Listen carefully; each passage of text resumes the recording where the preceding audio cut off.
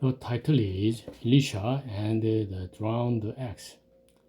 The prophet Elisha and his students went near the Jordan River to cut wood.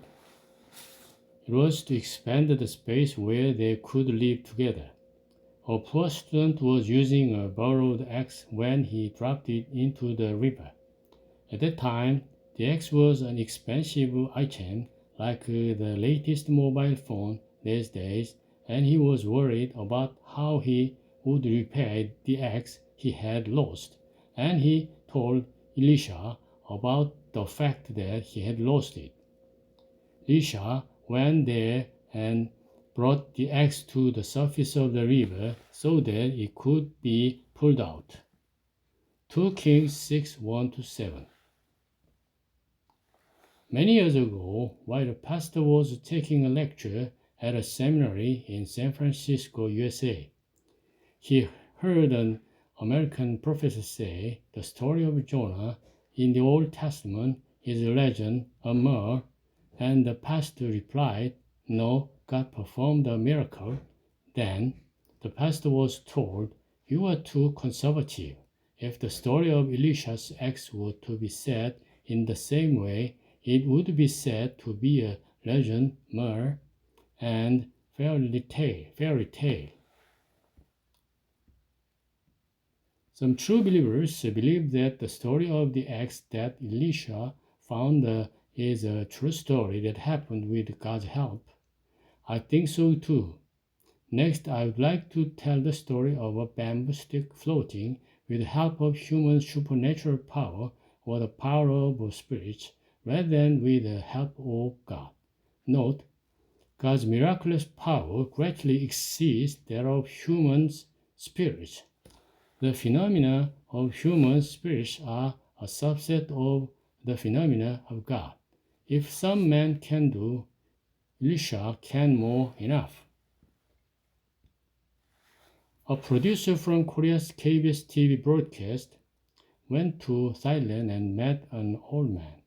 The old man had the knack for floating a thick bamboo stick about 2 meters in the air, and even when several men pulled the stick down, it did not go down and was shown on broadcast.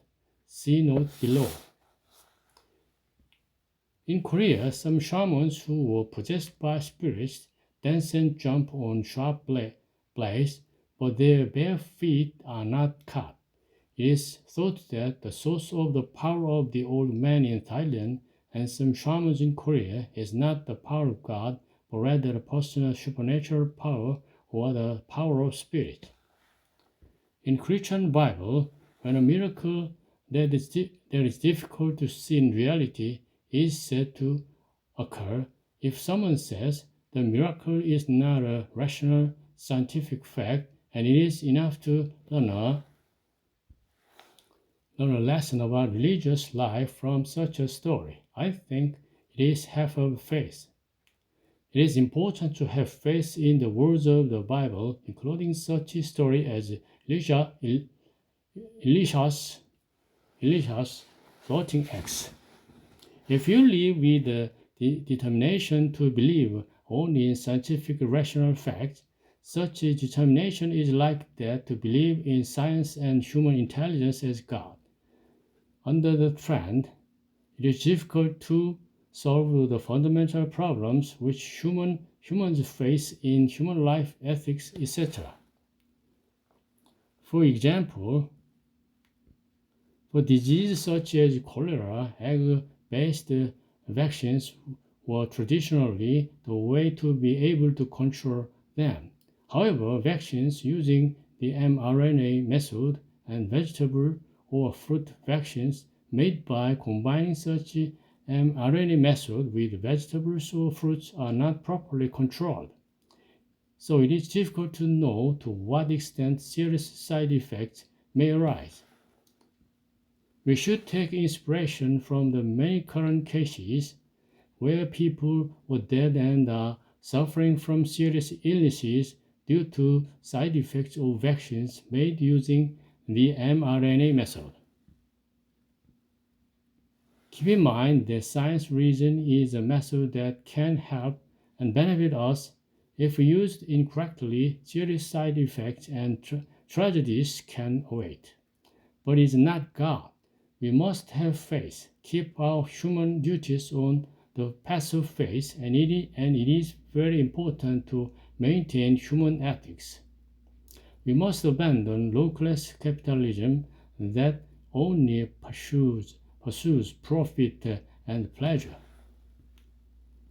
2 Kings 6:6, the man of God said, "Where fell it?" And he shewed him the place, and he cut down a stick and cast it in thither, and the iron did swim.